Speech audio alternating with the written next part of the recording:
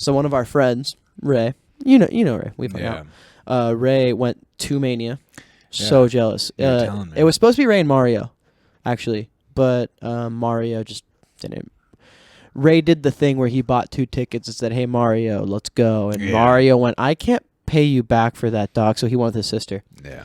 But I think he went to either WrestleCon or one of the many conventions going on WrestleMania weekend in Vegas, and he was like doing meet and greets. So, they signed stuff, and he didn't have anything to sign except for the hat that was on his head, which was "Women want me, fish fear me," and he got it signed by 100% Tony Storm, Joe Hendry. That's cool. A couple other people. I'll send you the picture of it so you can maybe flash it at the beginning if we do it. But dude, it of all things, he texted, "Hey guys, didn't have anything to get signed, so kind of just used this." And honestly, I think that's better than like a belt or a notebook or something. Like having something like that is so cool because now if he goes to say a TNA event, AEW event, like anybody he can wear it. He can wear it if he wants, but I know he's more of a keepsake guy, so he'll put that in a box. Like, not like a box, like cardboard box, but he'll put it in like a clear box. Have it displayed. It's who he is. But, dude, just not going to say jealousy, but it was like, oh, man, like, if I get something signed, I got to top him. Yeah. Like, because that's just, I feel like that's how we are comedy-wise. Like, I don't know, the group that we've put ourselves in. We try to outdo each other in the funny. Yeah. Yeah, we do definitely try to top each other, but, let's come off top and welcome ourselves back to Pod-a-Mania, guys. It is a weekly wrestling podcast most of the time, sometimes multiple times during the week if it's Wrestlemania, guys. Or we usually cover last week's SmackDown, this week's Raw, and then a PLE, NXT, AEW if it happened. But this weekend was absolutely insane. We covered WrestleMania 41 Night 1, our first impressions, instant reactions. Go watch that if you haven't. We will cover some of those results here. We'll cover Night 2 of WrestleMania and then the aftermath from Raw last night. So had our first episode with more than just us. Yeah. Had Matt and Devin on. I think we're hoping they're going to be regulars for PLEs. I think the goal is to always watch PLEs in the garage together, whether that's when I live here, eventually when I move out, whether it's with you or with other people. Yeah. We'll see where life takes us at the times, right? But we're going to try to have those two on for every PLE because that's just our group, and I think that's our instant reactions, and I think that's the best content for you guys and just for us to keep pushing the content forward. We've started shorts. And we would definitely love to include them more on, like, we want to do extra content like tier lists, like rankings, maybe even give these guys their own bonus show if we open a Patreon. If we ever get there. We've talked about, we do the Patreon and Spotify thing as a bit now. Yeah. Where it's like, I don't think we'll ever end up doing it because it's about if we get fans. Yeah. Like we got really blessed, and I know people, I've said this to people and they laughed at me because they don't think 50 views on a YouTube video means anything. Yeah. But like, we're blessed to have 50 views on that episode with all 4 of us. Yeah. Like that's just cool. It's really lucky, and when I truly believe when you're humble, better things come. Yes. And we're not expecting anything out of the fans or any of this, but if we ever get to the point where fans would like bonus content or more content from us, we can get there.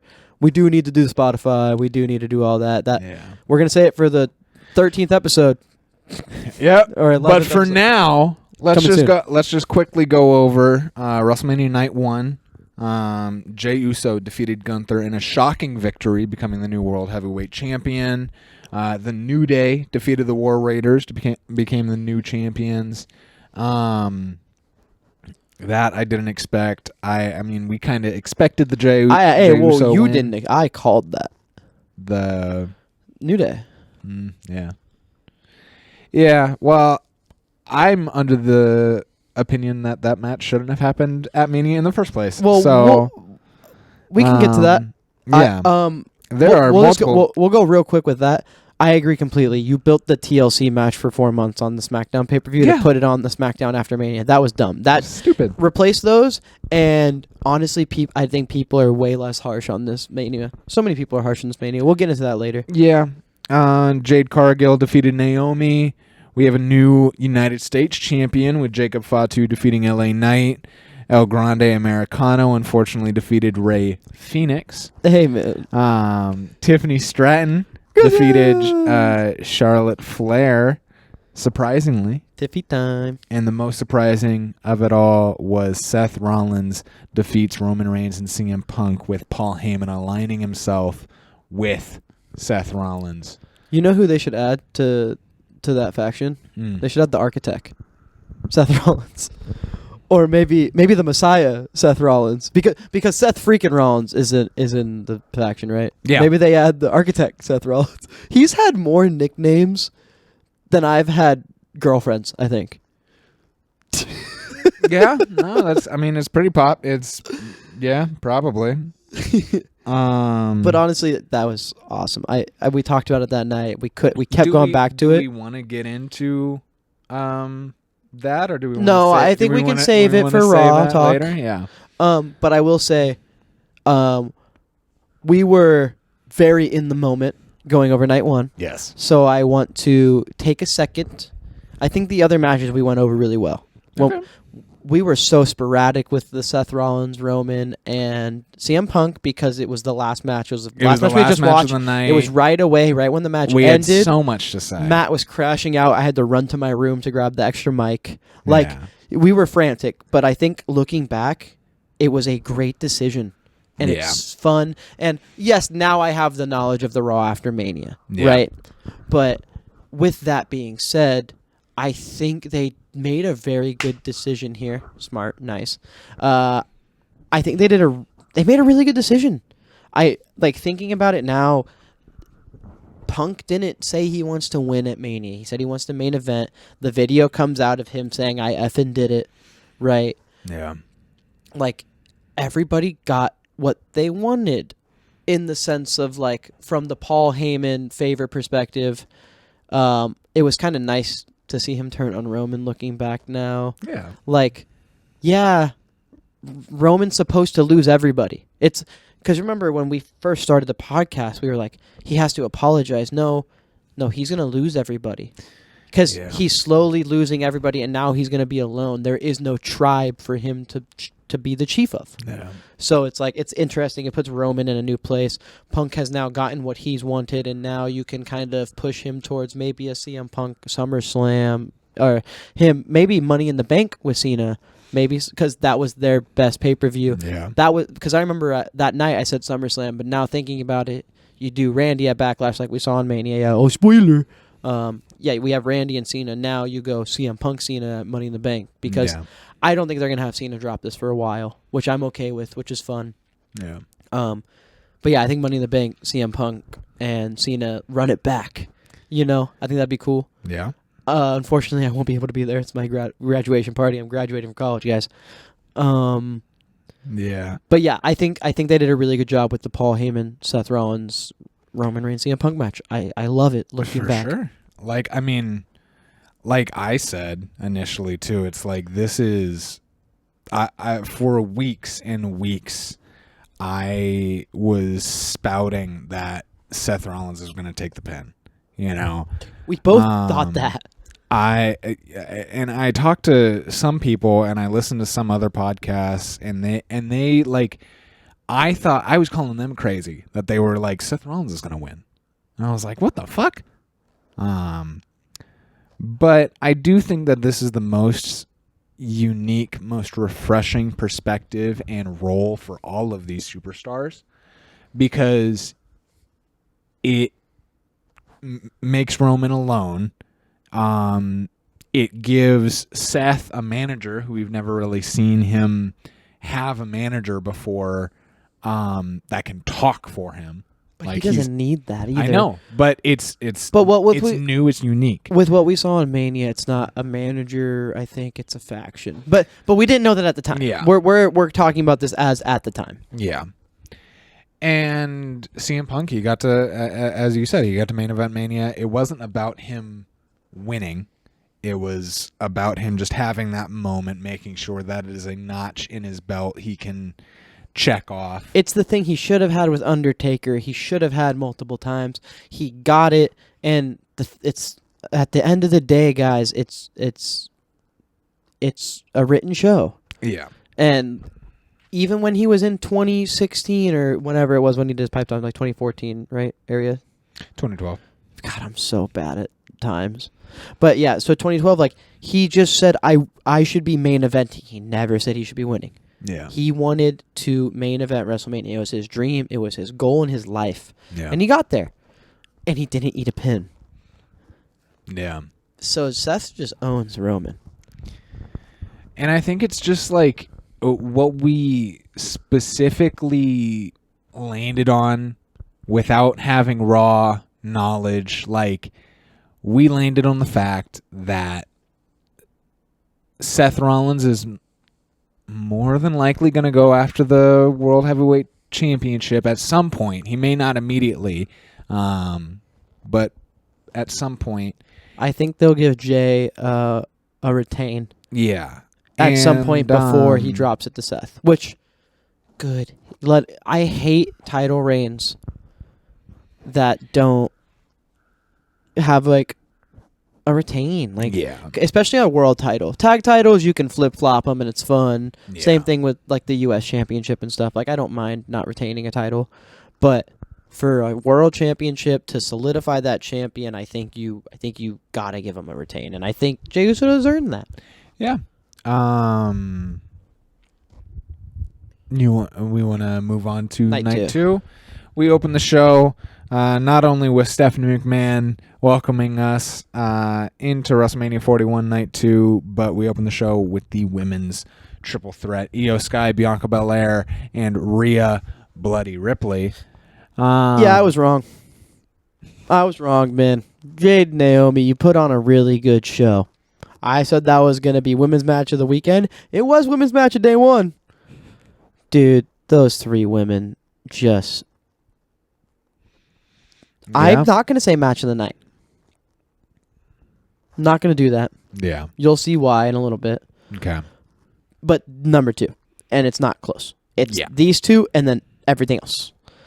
Man, Io is so good. Rhea and Bianca are just amazing talents. And again, it's a big ups to the women's division. I think this should have closed night one. Yeah. And CM Punk said it, Seth said it. Like the people who were in the main event of night one. And night one main event had to be the main event because we see what happened. You can't open the show with that match on either. You can't have that turn happen like that. I get why they put it on last. It makes sense. Don't get me wrong.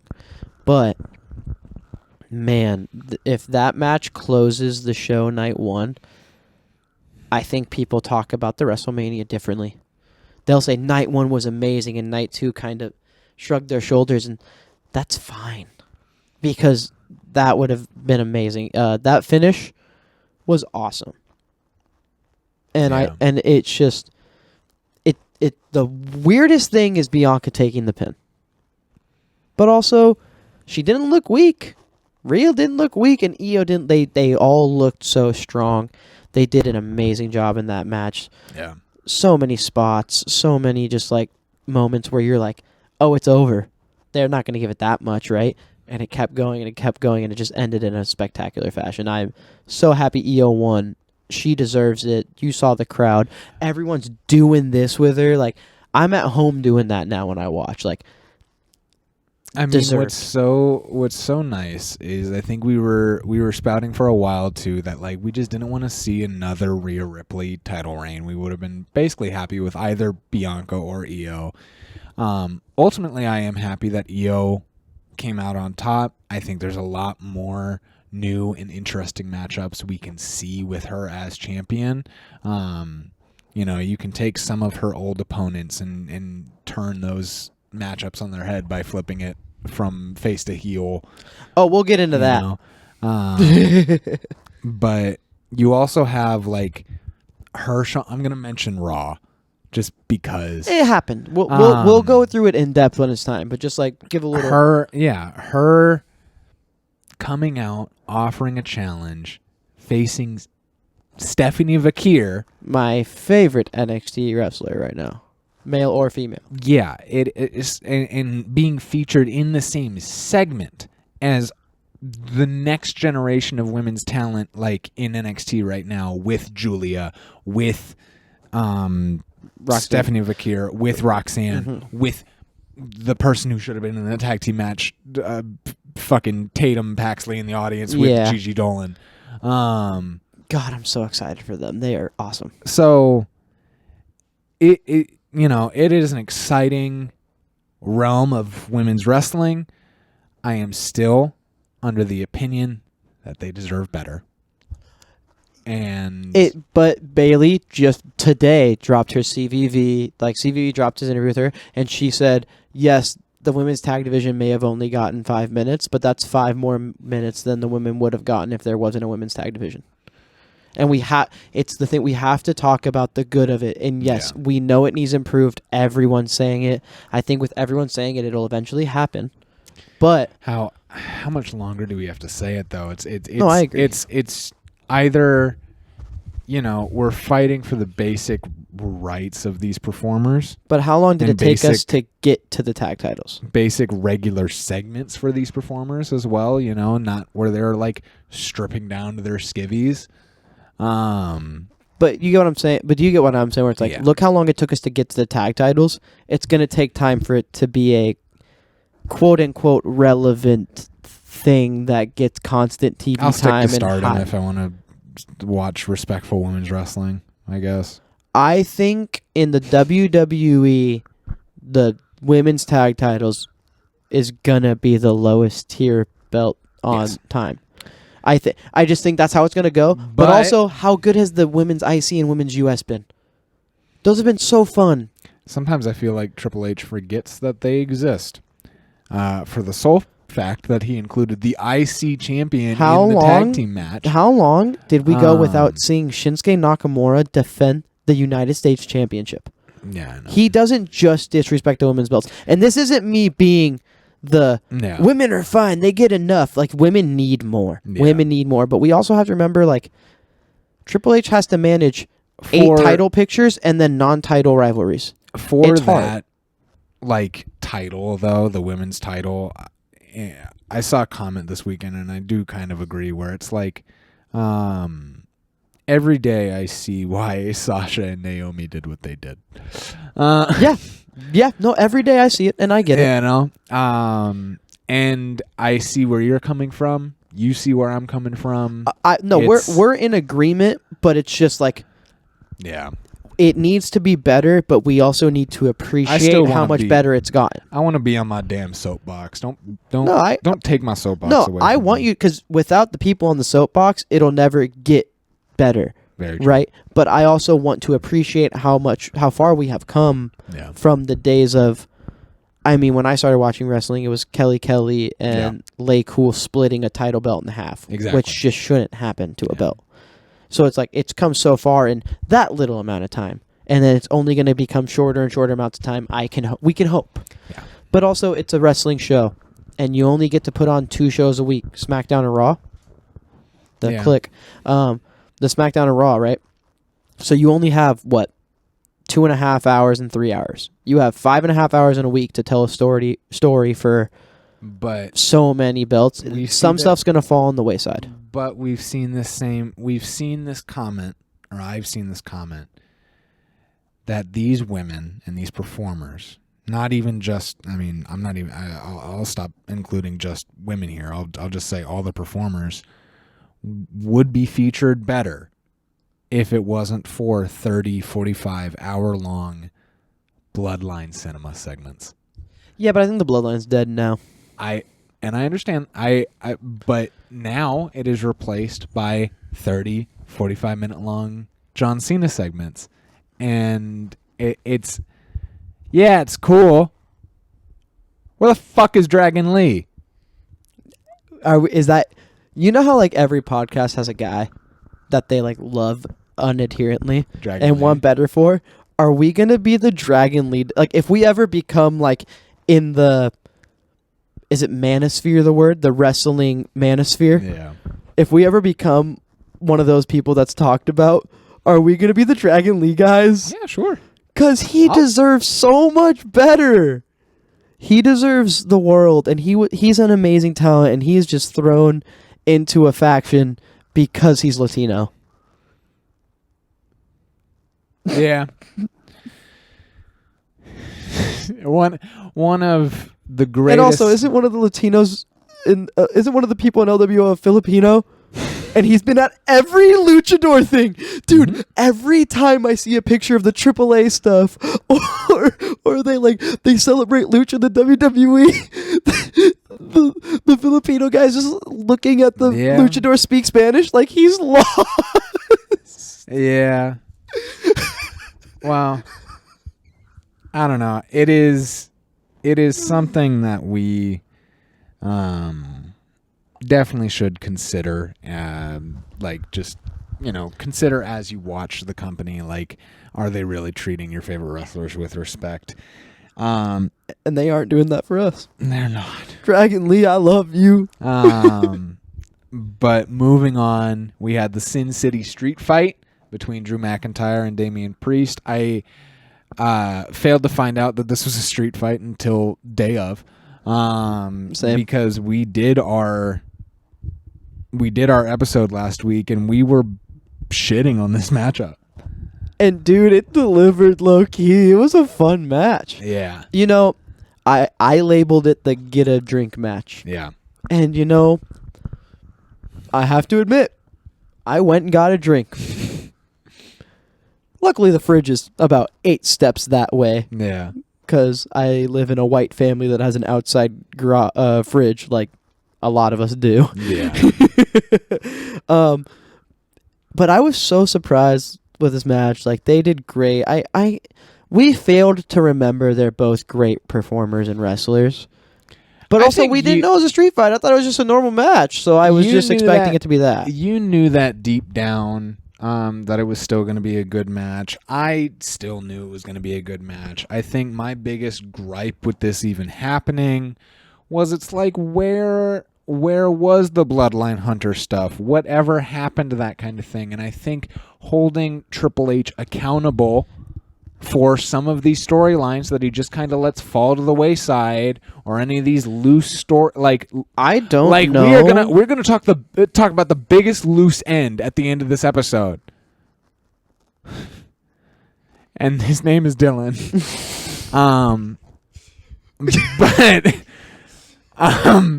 Damian Priest and Drew McIntyre. I don't know what Damian Priest's character is post Judgment Day. Can I be honest with you? Dominican. Puerto Rican, dude. Fuck. We're gonna get canceled. It's your fault. You did this.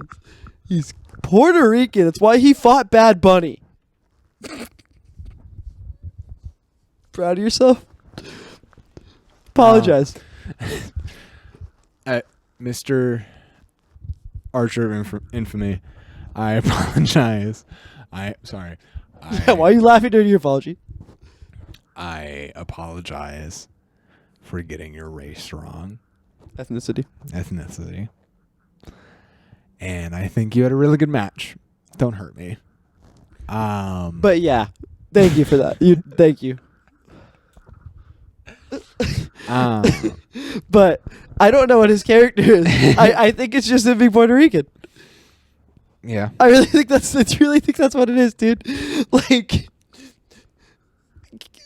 cool. Yeah. The match happened. It was cool. The spot to end the match was awesome. The Claymore into the chair in the corner was fire. Good match, and I'm so sorry for him, Mr. Bisexual Undertaker. Moving on, we had the Fatal 4-Way Intercontinental Championship match where we crowned a new champion between Dominik, Mysterio, Braun Breaker, Finn Balor, and Penta. Hey, look. It's Dylan's match of the night. Woo, it's Dylan's match of the night. This match was awesome.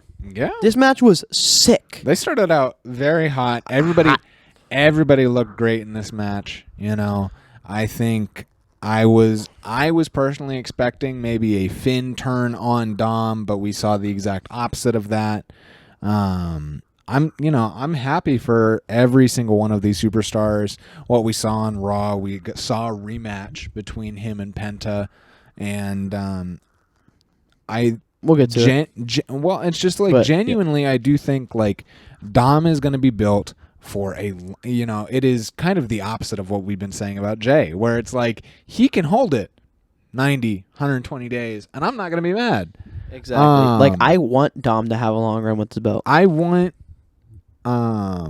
like him to have a rivalry with like Finn Balor and have a rivalry with that's dude, the turn's Penta. coming. And I know that like Penta put out a promo that he wants to take down Judgment Day one by one, and it's like, I don't know. I'm critical of the Judgment Day for how long it's been alive. With like post Rhea, post Damian. Post Rhea, post Damian, hyper focus on Dominik and whoever girl is around. I have a take that week, but I have a take. What is your take? Dominik Mysterio has lifted women's wrestling.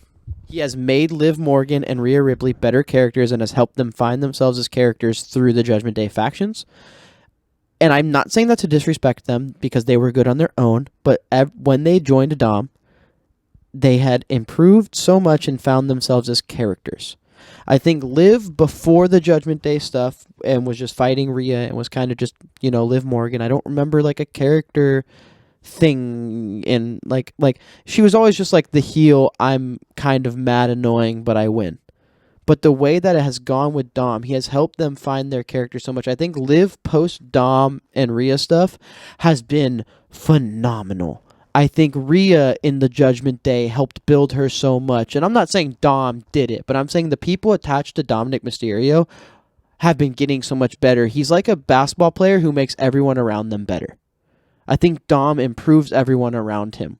I feel like when he's in feuds, like the Penta and him stuff, Penta looks so good. Yes, Penta takes a loss, but it's because Judgment Day antics. I think Dom is really good at improving people around him, or they're putting good people around Dom to make him look better, or it's all just working together, but it feels like everything attached to Dominik Mysterio gets the most heat and just is so loved, and like I feel like that's what's been grasping wrestling. Like we talked about, Judgment Day ran Raw for a year. Yeah, you grounded your opinion as you continued to speak, so I will not yell at you, but I think if you were saying that statement about somebody like J.D. McDonough, I would agree with you. I think Liv and Rhea, or you said Liv and Raquel? Liv and Rhea. Like yeah. they Liv and Rhea. Yeah, I thought you said Liv and Rhea, but I was gonna give you a pass if you said Raquel. They had themselves as characters before. They had characters. I think a lot of their stuff got lifted through Judgment Day. I think it was completely unnecessary for Liv to join Judgment Day. I agree. If Raquel wanted to be added because like Carlito had the hots for her or something, if that's what we wanted to do to bring her in, sure. Using Dom as the catalyst for Rhea leaving Judgment Day, like using Liv and Dom as a catalyst to get Rhea on her own. Yeah.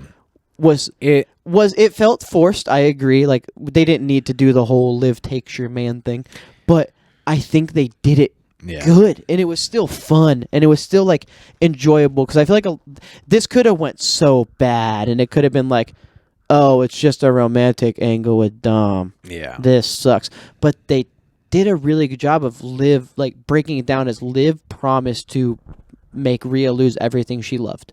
The belt, the Judgment Day, like, you know what I mean? Yeah. And they grounded that story through Dom, which is so crazy to think about, with how, like, you know what I mean? Like, it's Dominik Mysterio. Like, we boo him because it's Dominik. But he pushed that story ahead so well, and he did so good in turning and, like, try. Like, remember when Rhea beat Liv and he's like, take me back? Like, a lot of the best moments are through Dom with these two in particular. And I think Dom's probably looking at maybe not a face turn, but more or less like Anti-hero. We're gonna boo you for fun. We're gonna, The Miz. I'm almost comparing it closer to like a Kurt Angle, you suck. Yep, exactly. Where he, had an all-star performance here in this Fatal 4-Way match. And I think here definitely you can say like the talent he was surrounded with, like he had a veteran in there with him. He had other young upcoming talent like Braun. Yeah. And then you have Penta, consummate professional, has done it, been everywhere. And like you said, the veteran in Finn, who's been in WWE for years. They did a good job of mixing and matching this match. And it's just the chemistry between Penta and Dom is immaculate. We'll talk more about that on Raw. Chemistry between all of them was great. But yeah, nobody looked weak. I'm excited for pretty much the same exact comments I have about the men's triple threat and a lot of the multi-person matches here. It's like everybody looked pretty strong, and I'm excited to see where everybody goes. Well, everybody but one person looks strong on this card. And I'm assuming you're not talking about Randy Orton and his mystery opponent. Do you want to say his name? I'm scared he's going to show up in my garage. Joe Hendry versus Randy Orton happened. I thought this was a great surprise. Nobody in our group expected it at all. I didn't see it that much on Twitter either. I forgot. I'm going to be honest. I forgot Joe Hendry existed. So when I did hear his theme song, I popped. I probably had the biggest pop I've had for a Mania surprise since the Hardy Boys. Yeah, no, I agree. I was sitting where you are in the evil chair. I was sitting there, and I was like, "Man, who's it gonna be? Like, is it gonna be Rusev? Like, who are they gonna have win or lose if it's Rusev? That doesn't make sense." And he says they're like, "Whoever wants it, wants to do it, come on." And I'm sitting there, I'm like. That promo made me be like, oh, fuck, it's going to... Like, whoever comes out is losing, and I would hate if it was Rusev. That's what I thought, and I was like, they're not going to have Rusev lose. So it immediately went away in my head. Yeah. And I was like, well, it's not Bill Goldberg, Matt. And I was like, who going to be? And I had no clue. Yeah. And I heard say his name, and I went, oh my God! Yeah. And I woke up my girlfriend who was napping on the couch in the good chair that I'm sitting in. And I was just like, dude, good on you guys. I forgot that door was open. That was what I forgot. I knew he existed because I keep tabs. He's a TNA champion. I kind of like to keep tabs on who the champion. He's a world champion. He is a world champion of TNA, and I think featuring... Even though you did announce that partnership within the last couple months for... And you've had Moose on NXT Impact and Matt Hardy and NXT and stuff, yeah. Having TNA's world champion on your number one program of the year, regardless of if he won or lost, is a massive rub for him. 100%. And I'm just hoping that he remains independent. He does not get pushed...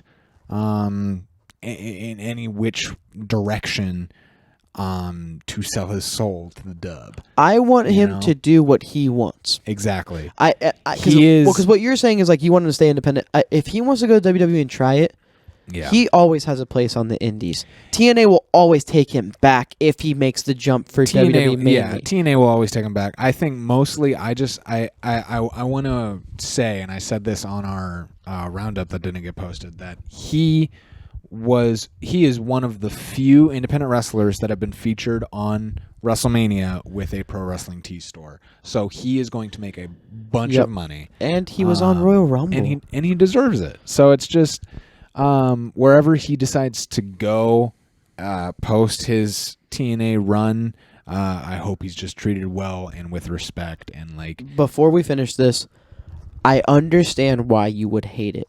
And I understand... Because there's two reasons why you would hate it. You either, one, don't understand who Joe Hendry is because you're not on TikTok and you're not in the weeds of professional wrestling. Yeah. If you're a casual fan and you hate it, I can understand. My cousin hates it. He was like, who is this guy? I don't know who he is. Why do I care about him? And 2, if you hate that the TNA champion lost in the fashion he did, you're wrong. He got to do his spots. He got to do his lift the crowd up, turn his face, smile. Yeah. He got to do everything that he does in a normal match. And then you see on Raw why Randy needs to win that match. Yep. They did it really well, so I can understand why you would hate it, but the only way that you hate it and it makes sense to me is if you don't know who Joe Hendry is. And then I can give you the okay. And going from defeating the TNA World Champion to the WWE Championship is pretty that cool. Validates the TNA Championship. Exactly. That Randy's next match is John Cena. That validates Joe Hendry whether you like it or not. Yeah. Moving on to the next person that should not be validated at all, and honestly, he should be eviscerated.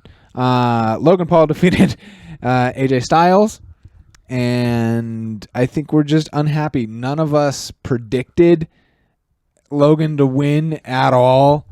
And because I think we were kind of just hoping WWE would listen and give the legend the victory. Give the person that has been fighting for so long, coming up on like the end of their career, the victory. I saw a lot of tweets saying that AJ Styles should go all elite after this, and I am still remaining in the camp that it should have been Karrion Kross versus AJ Styles. I'm sad. Yeah, this was such bullshit. I will say this now that I've done my 1,000-yard stare and said I'm sad. Logan Paul's been in WWE since 2022. How long is the novelty of he's an athletic creator gonna last, man? You gotta learn how to wrestle. You gotta learn how to do a one-on-one match if you're gonna be a WWE superstar. Does he have charisma? Yeah. Does he care if you like him or not? No, and they love that. You gotta get good at one-on-ones for me to respect you as a wrestler. I can't just keep going, oh, he's athletic, it's cool. Oh, he does good spots, it's cool. You know what I mean? Yeah. The coolest part of that match was his entrance. Him catching the drone was kind of fire. It's such a fucking gimmick, that Logan Paul can come out there with his drones, his it's all about viral moments, exactly what Karrion Kross said. Karrion Kross was saying. So it's just, I dislike it.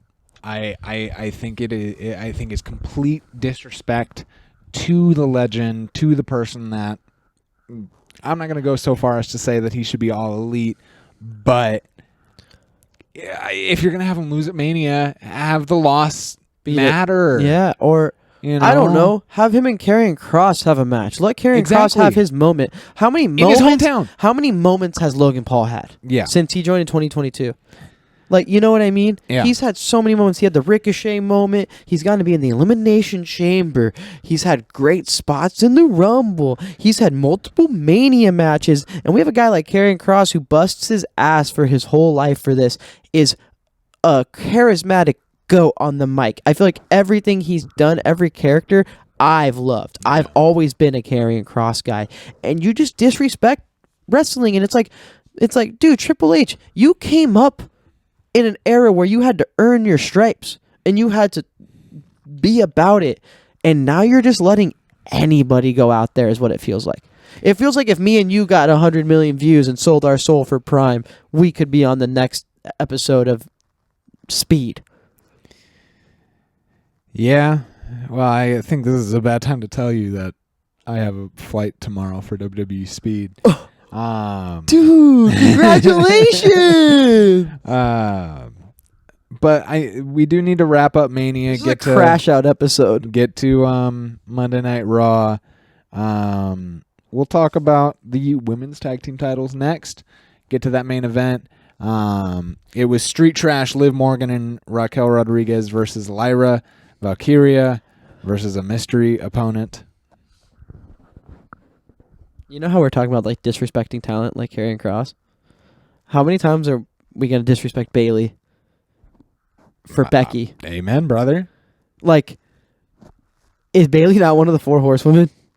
Is Bayley not someone who helped elevate women's wrestling through her runs and through what she's done? She had damage control. She's done everything there is in the business. And when she is a champion, you still don't market her at all. And then now that she's not, you kick her off of Mania and she just takes one for the team. How many times is she going to have to take one for the team so Becky can come back and get a cheap win? Yeah, admittedly, I did turn WrestleMania off at work when I did see that it was And Becky I hate Lynch. women. I think you hate women. I'm going to say it. I think you hate, as you were on your soapbox earlier for women. Just gingers. I'm gonna pay for saying that. But yeah, the final match of WrestleMania 41 was Cody Rhodes versus John Cena, and that was for the WWE Championship. The fight for number 17, and the legend won. You know, John Cena put up some great defense early in the match. Finally got him Cody finally got him to wrestle and chain grapple him and really wear each other down, because both of them were giving it 110%. And so, you know, to have this match where they are building to a bad finish, to say the least. Oh, what? You don't like Travis Scott? You don't like John Cena kicking Cody in the nuts? I don't like that was the 3rd or 4th low blow of the weekend. I don't enjoy that The Rock, who set up John Cena's title pursuit and heel turn, is not seen at all in Vegas. Did you see what he said on the Pat McAfee show? I did see what he said on the Pat McAfee show, and I'm fucking pissed. So you were just brought to sell tickets. I'm gonna touch you as I say this. He needed to reshoot Moana 2. And that's why we're not getting any of the final boss. That's why this doesn't matter to us. That's why Travis Scott's going out there to concuss Cody again. Can you believe that The Rock went on the Pat McAfee show and made an excuse that he didn't need to be there? Don't lie to us, Dwayne. Why would you lie to us? Just tell us the truth. You value Moana 2 and Disney money over the story you're trying to tell in WWE. I understand you're on the board at TKO. I understand that you're the big, bad final boss. Don't make a goddamn commitment that you can't commit to, because you fundamentally were supposed to be there. Yeah, get his ass. You were supposed to be there. For what you set up at Elimination Chamber, you don't show up once on the road to WrestleMania. Yeah. When it's time for John Cena to win the 17th, I understand where the brain rot lie that you came up with of John should just be out there alone for his 17th. He wasn't, because Travis Scott went out there. If Travis Scott doesn't go out there and John Cena just kicks Cody in the nuts and wins that way, at least he's winning on his own like you've left him since Elimination Chamber. Don't come out and lie to us, Dwayne. It wasn't the plan the whole time. You weren't just brought to Elimination Chamber to sell tickets. You effed up. Yep. Ultimately, he planted seeds for a storyline he could not commit to.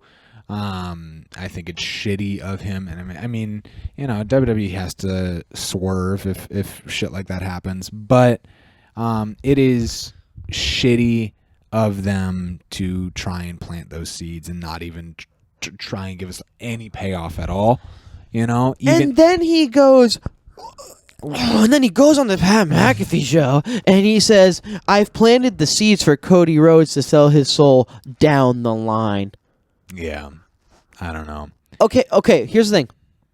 When he does it, we're going to be able to go back to this, and I'm going to say it in the moment, because I'm mad at Dwayne. And it's just like when you're in a fight with your significant other and you're mad at them and you say things you don't mean. I'm going to hate it. I'm going to love it in the moment, and we're going to be able to go back to this. But as of right now, as the way he made me feel in the moment, I don't want you to do that. I want Cody to go Homelander on his own, because he's losing everyone and everything around him. I don't want you involved at all anymore in this storyline, because you made it abundantly clear you think these people can do it on their own, so let them. Yeah. You are. I'm not going to see Moana 2 in theaters. I'm not going to see his Martin Scorsese film about the crime boss of Hawaii when that comes out because it's shooting next year, and I'm actually kind of excited. But now that I'm mad at him, I can't watch it in theaters. I'm not going to watch the Mission Impossible 35 with Dwayne The Rock Johnson. I'm not watching Fast and Furious with Dwayne The Rock Johnson. I'm not watching any of those in theaters. They're all getting illegally streamed now, Dwayne. You did this! You!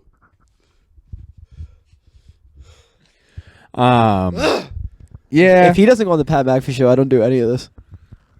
Yeah. Also with that, sorry to make this an extended crash out. How about you stop just leaking every industry secret and conversation you're having about every storyline? I understand we want to peep behind the glass wall. We want to get behind the curtain and understand how WWE works. You are literally just saying how things are happening, and there's no magic in it when you do that. There's no, I wonder how they came up with this idea, when you fundamentally just tell us every time the day after it happens. Let it breathe. John Cena goes on the Pat McAfee show on Monday after Mania and says, after December, I will talk to you about this. I'm not going to spoil anything. And then Dwayne just goes up there and goes, hey guys, you want to know exactly how we do this in detail? And I hate it, man. Yeah. Oh, Dwayne, you, God, you're so jacked. God, you're so fucking big. So big and jacked, and I can't say bad things because you could kill me with your bare arms. But you're so bald, too. And you're so bald, and you wear glasses now, and you sell skincare? Oh, you motherfucker. Like, how could you do this? You sell skincare, you sell face wash. How far You sell Terramana. How far do you put it up on your forehead, huh? Do you put it because does your forehead go to your back? Because you're so bald. There's no forehead. It's just dome. But speaking of just dome, we are. All right, Crash Out's over. When Cody does do the Dwayne thing and sells his soul, it's gonna be so fire, and we're gonna be so bought in. Yeah. He's a Disneyland dad, isn't he? Yeah. Dwayne Johnson's a Disneyland dad. When he shows up, you're so happy, but God, does he hate showing up. Well, speaking about dome and two just shining, glimmering bald heads, we had Randy Orton, RKO, the new champion John Cena, to start off the Raw after WrestleMania. The little 12-year-old and 10-year-old Eddie are so happy. This is, yeah. No, seeing this as that first rivalry is a great place to start. I think, we are fantasy booking, obviously, some of his matches with Punk, some of his matches with AJ Styles. Is this a safe space? Is this a safe space? Can I tell you the truth? I got teared up when Randy Orton RKO John Cena.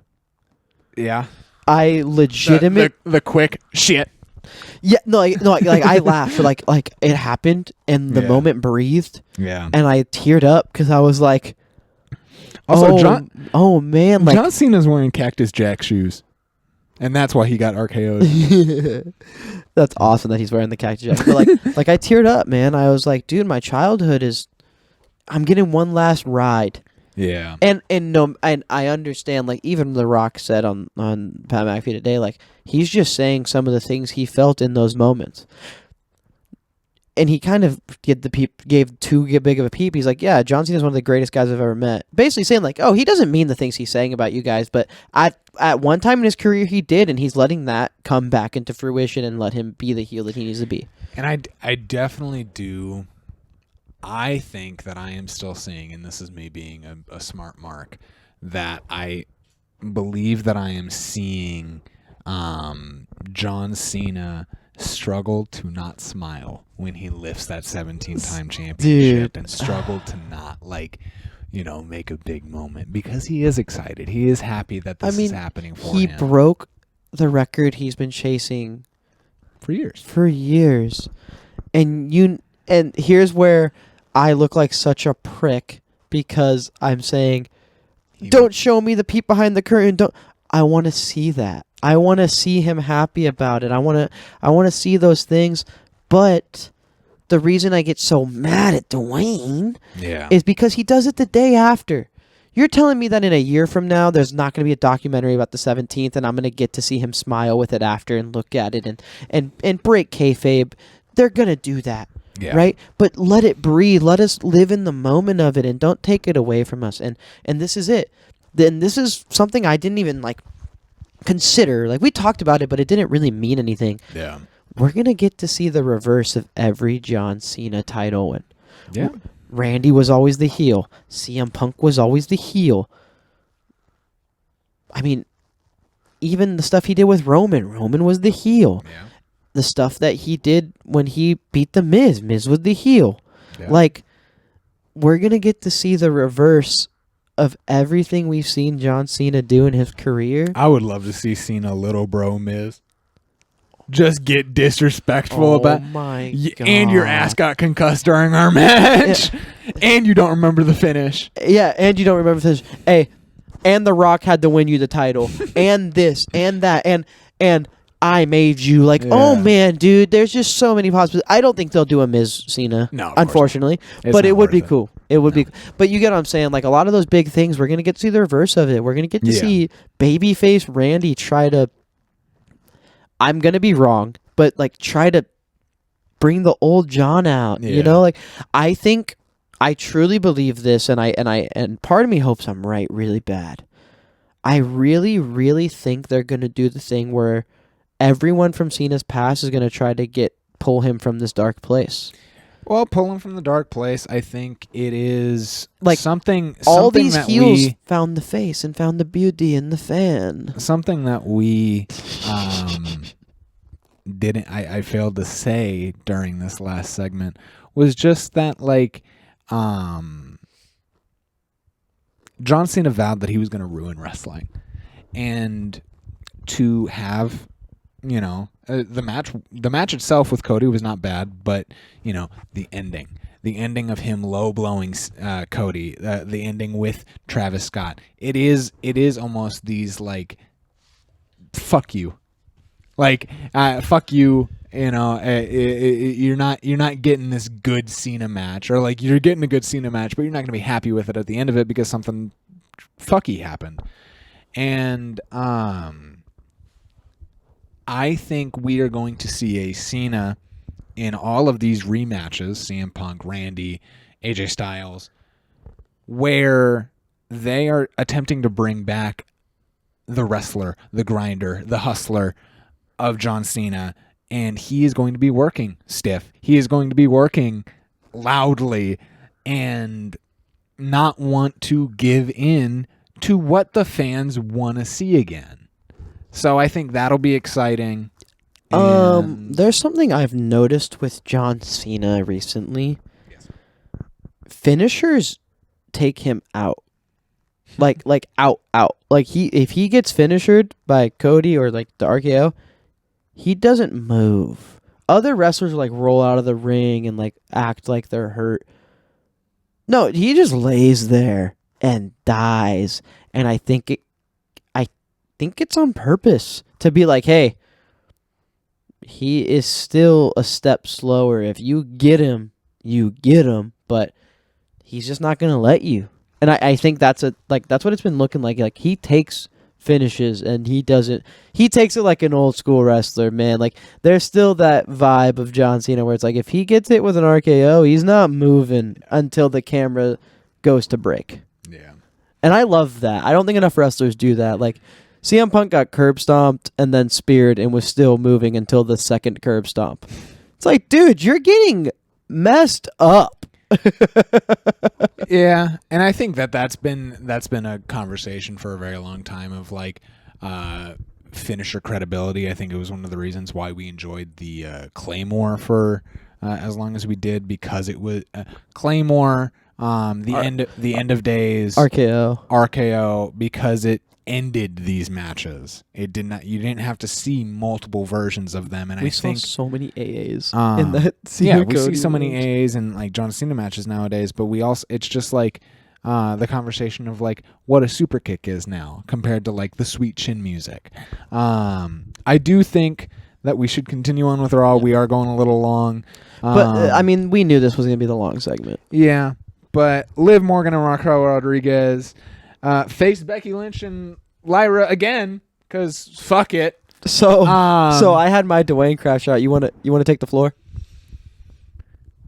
What the fuck was the point of this happening at Mania? You want to not only screw over Bayley, Get him. not only screw over Bayley and just like put her in a match and then put her back on the bench for whatever reason, but you want to bring this wrestler who I believe is kind of in the same category as Charlotte, that we don't need her. Yeah, Paul. And she's turning heel on one of the greatest like technical wrestlers of this like one of the greatest technical new up and comers. Like if this ends, Devin fucking pissed me off by saying he wanted a Becky IC title run. Like that's crazy that you want that, because there are so many other people, so many other, like I would, you know what I would take? I would take a Natalya IC title run over a Becky Lynch IC title run, because Natalya doesn't have a baby. What the and I'm not saying a mom can't be a wrestler. It sounds like you're saying a mom can't be a wrestler, Eddie. I'm being a commenter. But her ass better stay home with her baby. Like what the like I think there should have been so many other stories told, and like I tried to predict, like I wanted it to be Tatum Paxley. Like they have history together. You can bring new talent up and tell stories with new people. You don't have to fucking rely on the same old bullshit. Or don't have Lyra Valkyria in a tag team match. Have it be Gigi Dolan. Have it be that tag team. Intentionality with your booking, and it's been the biggest crash out for, Drew McIntyre, Bloodline Hunter, the women's tag team titles, Chelsea Green not having a U.S. title match on Mania. It gets to a point, not putting the SmackDown tag team titles on Mania, where what are you doing here? You're building this hype for a match that's just going to happen on a random Monday, on a random Friday, and I get it. We're in the Netflix era, but I'm fucking over it.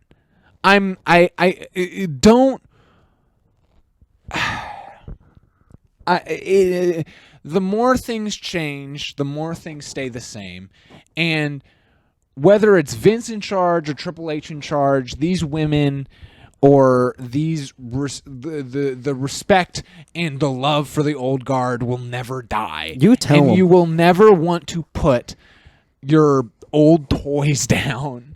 Well, you are going to want to pick up a Bill Goldberg again because he said the two words "final match" one time in 2015.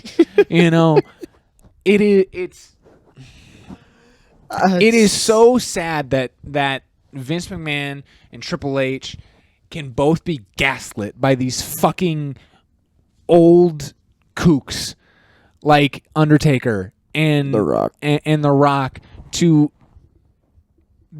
blatantly affect the product we watch on a week-to-week basis, and in exchange for the viral moments. Not saying they're not cool, but even it out. So I think the name of this episode's going to be Raw After Mania Reactions. Crash out. And then the bracket, and then we both crash out. Wrestlemania Aftermath. Crash out edition. Yeah, we crashed out there. But I agree with everything you said, man. There was no intentionality in booking in half of the Mania matches this year, it felt like. Yeah. And it sucks. So you've built this SmackDown title picture for 4 months. Yeah. And you don't put it on Mania.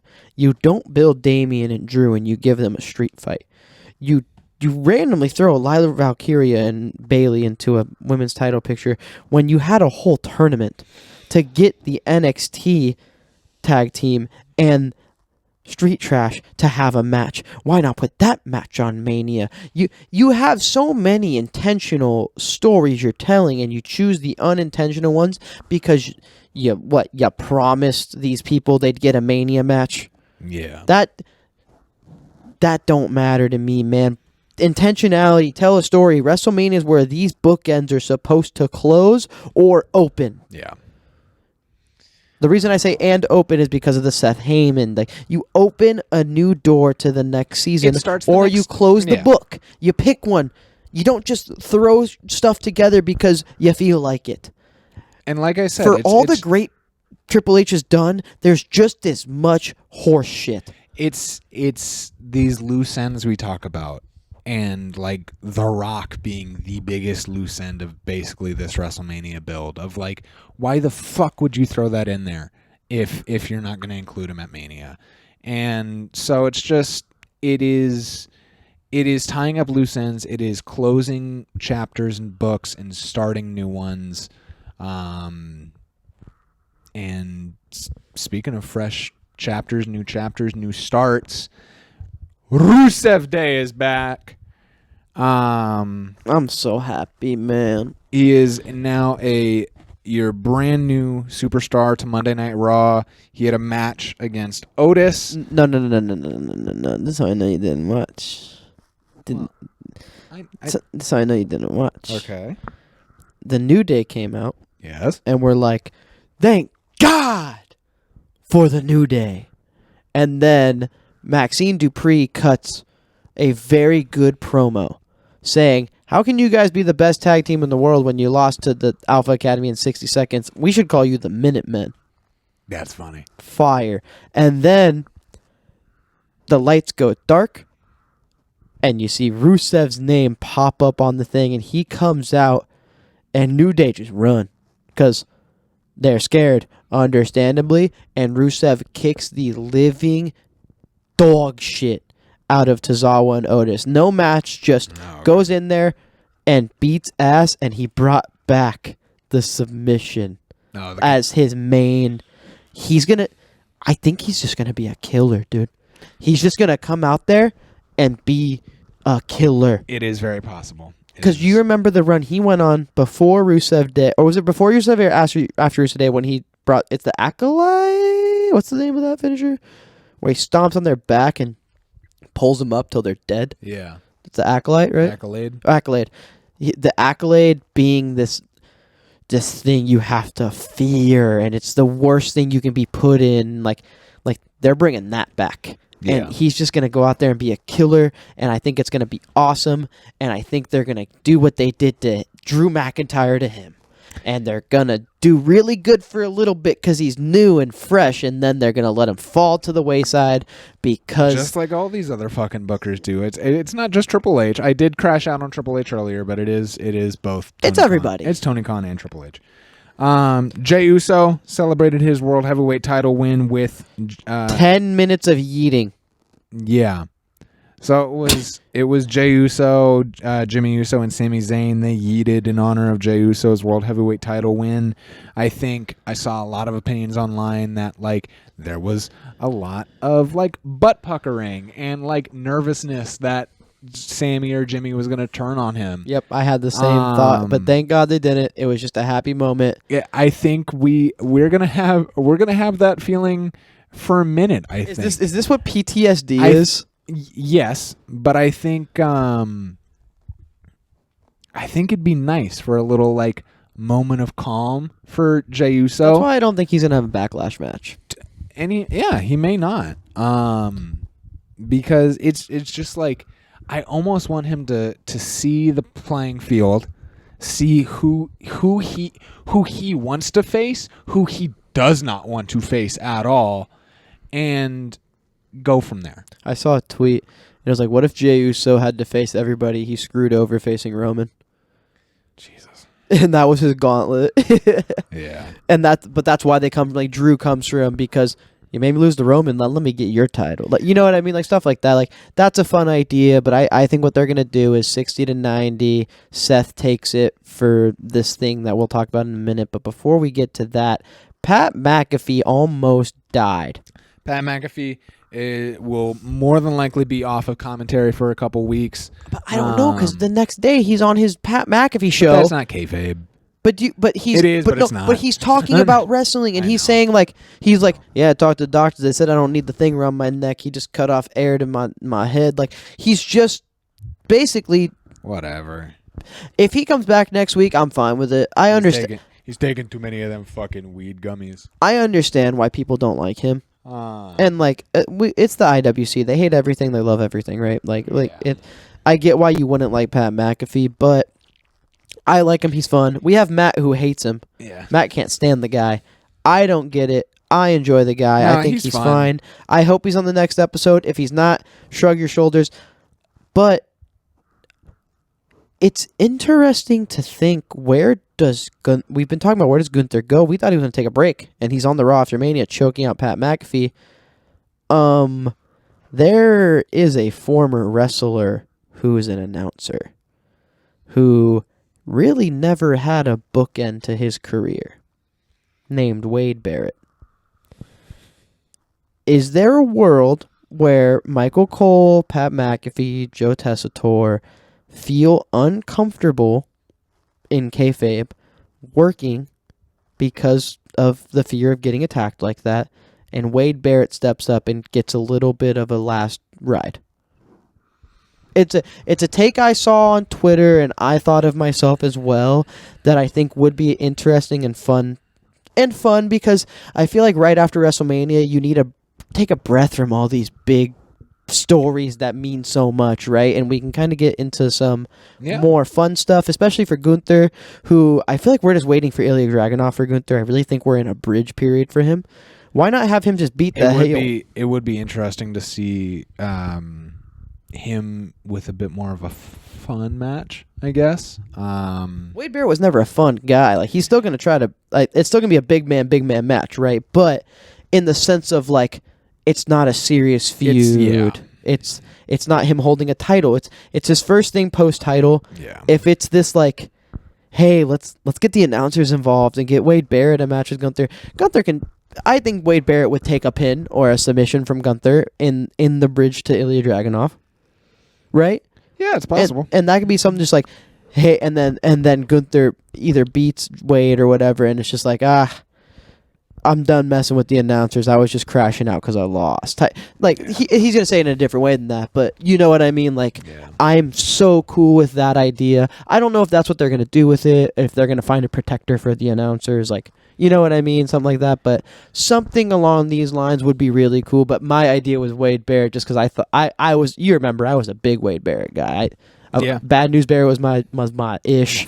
I loved Nexus Wade Barrett. I was a big fan, so it'd be cool to see him get a real bookend, because it kind of felt like his career just went to the wayside, and he went to announcing with Bad News Barrett. He went from Bad News Barrett to pre-show and post-show to announcing, and it's like it'd be cool to see him get not a last match per se, because you never know, but it'd be cool to see him get another match in.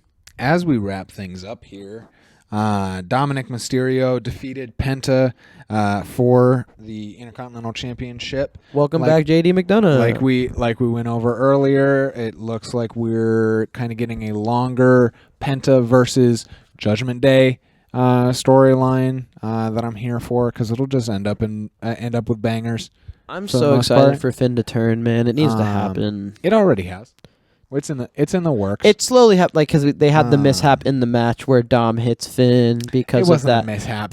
That happened on purpose. I'm saying mishap in kayfabe of oh no, I accidentally hit you after beating you for the IC title. That's what I meant by mishap, not literal mishap. It's a planned thing, but you have the mishap of that, and JD McDonough helping Dom win is interesting if you're trying to get Finn to turn, because that's kind of like the separate faction in Judgment Day, right? Yeah. Judgment Day die. Like I said, I think Judgment Day is kind of a beaten idea, and we've seen enough of it. But if this is kind of like a final send-off, final implosion, where it ends with Dominik facing Finn Balor for the IC title, and I'm so down. That final rub, and it implodes Judgment Day, sure. Fuck it. What if hey Eddie, hey, what if Finn goes face and brings back the demon? What if it happens? Maybe I could be happy again. And maybe they give this run a second chance and they can fix the demon because like please, I've been asking for so long. For a real demon Finn Balor run. Keep asking. You better keep asking there, boy. Can you not say about to cry? It's not gonna happen. Please. You want that little Irish boy to pick up a paintbrush? You better get him in an art class. He is not painting his face as a demon anymore, dude. He is sadly going to retire. Triple H could save the demon, but the Triple H could save the demon. Yeah, and it could be so good, and it could be so cool. You know who's saving demons out here? Seth Rollins. Seth Rollins is saving demons. He is out here with his new best friend. This is the Zendaya of it all, Paul Heyman. Dude, that's awesome. Calling this rivalry, this triple threat challengers, has been one of your best bits, dude. It was calling that challengers and calling Charlotte versus Tiffany the substance. Yeah. Demi Moore. Dude, I was bringing that up days later. It was so good. But yeah, Seth Rollins makes a statement. This is the final thing. He makes a statement against CM Punk and Roman Reigns. Can I talk about how awesome Paul Heyman saying Seth freaking Rollins is? Yeah. So sick. And they have backup. They got muscle. Well, I kind of want to break it down. Okay. How I was watching, because I watched it live. You saw me and Devin reacting in the group chat later. I did. When Paul and Seth came out, it just felt right. It felt good, and I was like, "Oh, this is dope." And then it's like we predicted on the episode that's not gonna come out between me, you, and Devin. Because we missed the timing and it wasn't worth it to post it. Might as well just do the normal episode, right? We were talking about, it's like, is it going to be like Seth and Paul Heyman bouncing back and forth? And that's kind of what it was, right? Like him yelling like Seth freaking Rollins, giving him the ups of like the next one up.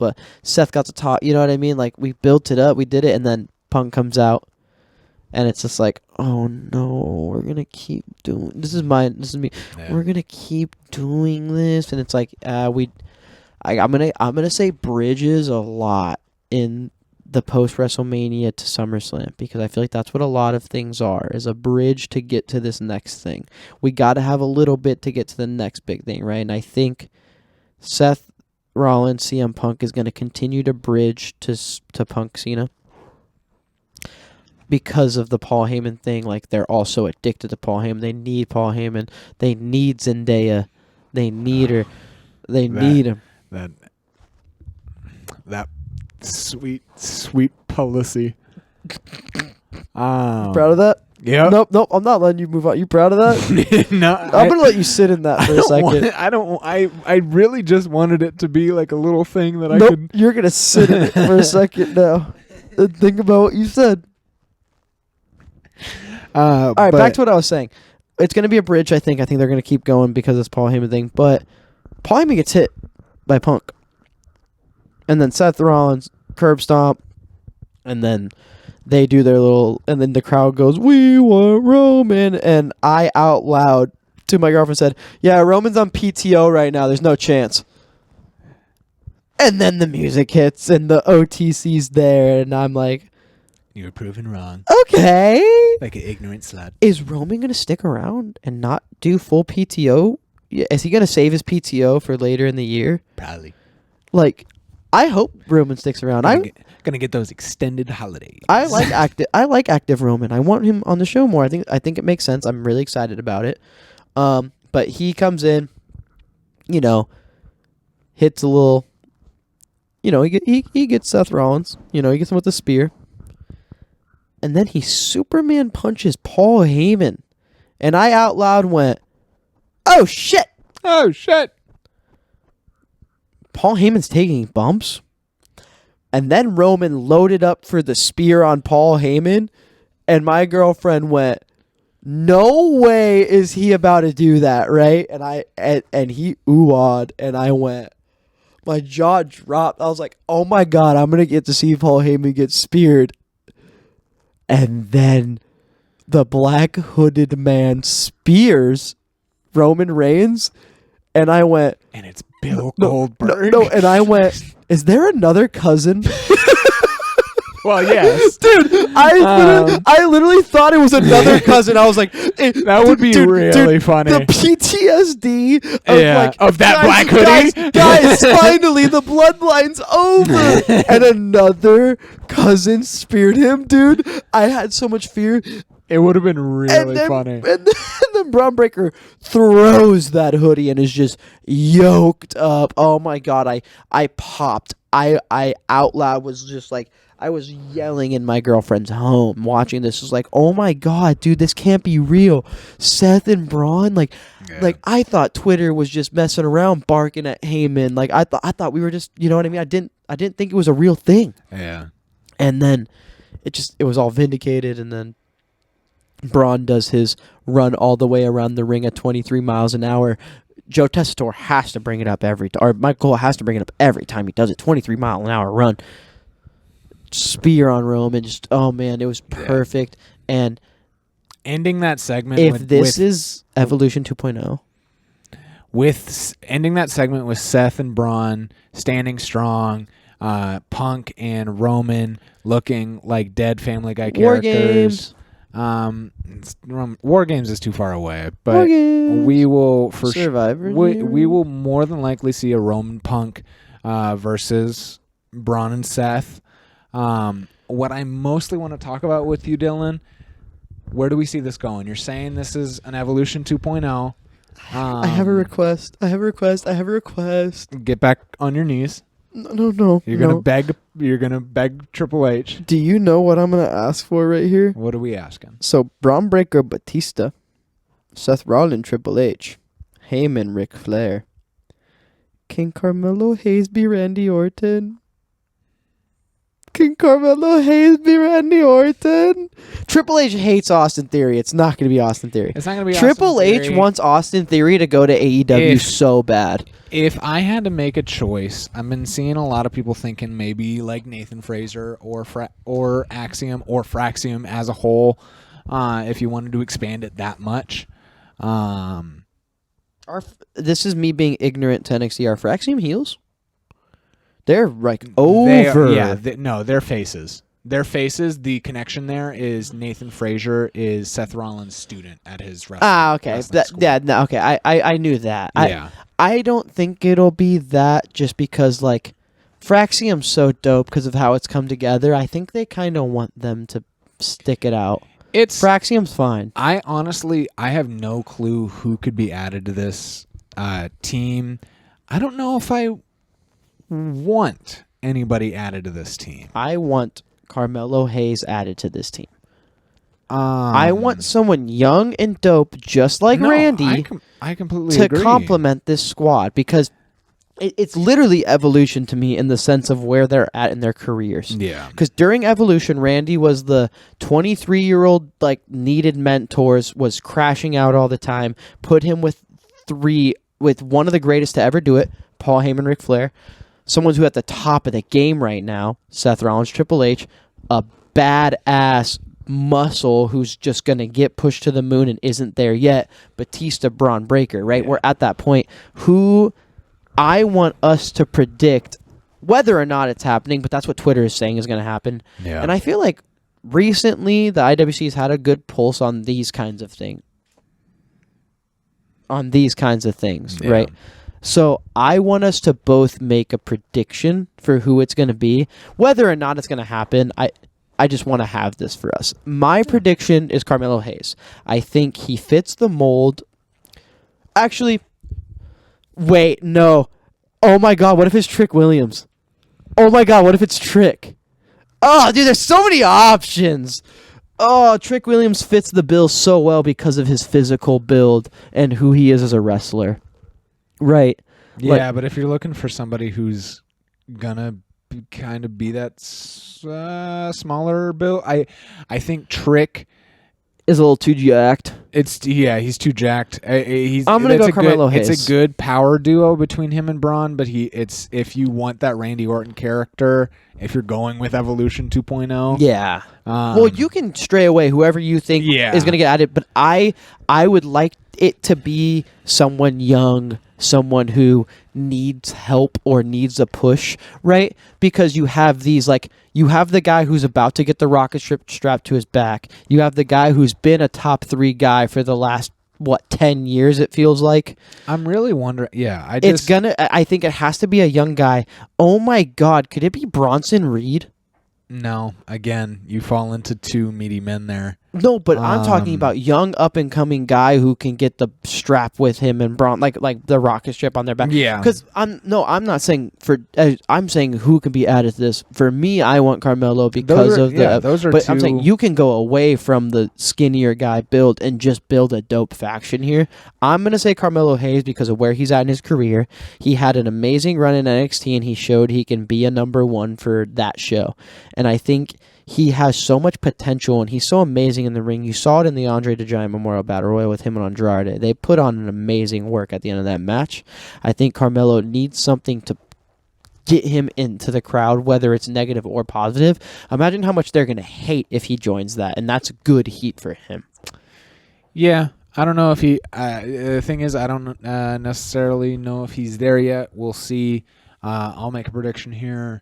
Not that I necessarily know if I want anybody to join them, but I'll go ahead and just say Karrion Kross. Throw Karrion Kross with him. It's kind but of then this, he has it. But then you have his hot wife and Paul Heyman, and Paul Heyman Heyman said Zendaya, so you can't have 2 bad bitches. There's too many bad bitches. You have 2 baddies on the same team. You can't have 2 bad bitches. It don't work. It don't work that way. And Seth Rollins loves bad bitches. That's his fucking problem.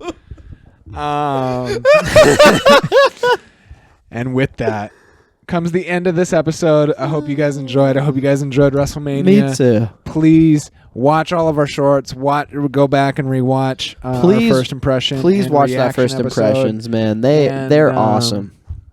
Follow us on Twitter, Pod-a-Mania Pod. Me _EWL3, him Bozo Dills, and we will see you next week for another Pod-a-Mania Pod. Thank you. Bye bye.